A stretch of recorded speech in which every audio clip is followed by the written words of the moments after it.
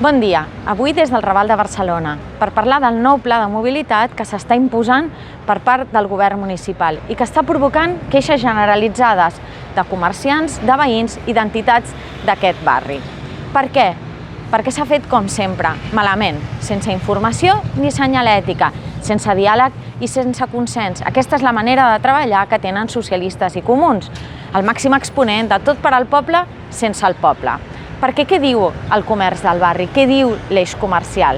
Que sembla un pla de mobilitat destinat a aïllar el barri, a aïllar el Raval de Barcelona, que el seu comerç depèn també en gran mesura de les visites de la resta de la ciutat i també de tota l'àrea metropolitana de Barcelona.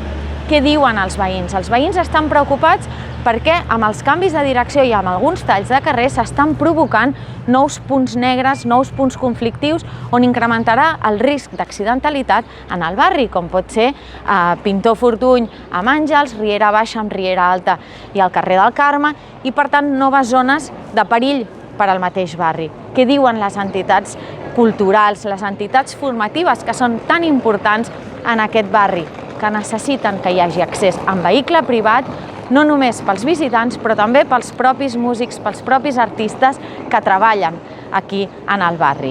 Què hem fet des de Junts per Catalunya? Hem demanat al govern municipal quins informes i quins estudis han fet previs a la implementació del pla de mobilitat per veure l'impacte sobre veïns, sobre comerç, sobre entitats que treballen i que viuen en aquest barri. La resposta del govern municipal: no té sentit fer estudis ni informes. Si de cas, ja veurem d'aquí un any quin ha sigut l'impacte.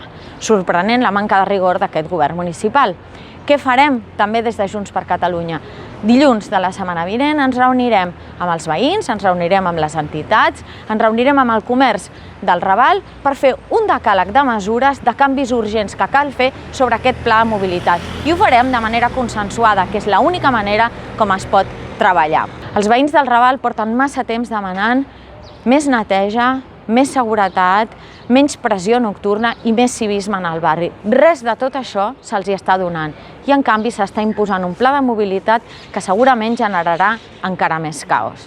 I volem intervenir, ho volem fer ara i ho volem fer de la mà de veïns, de comerciants i d'entitats. Moltes gràcies i fins la setmana vinent.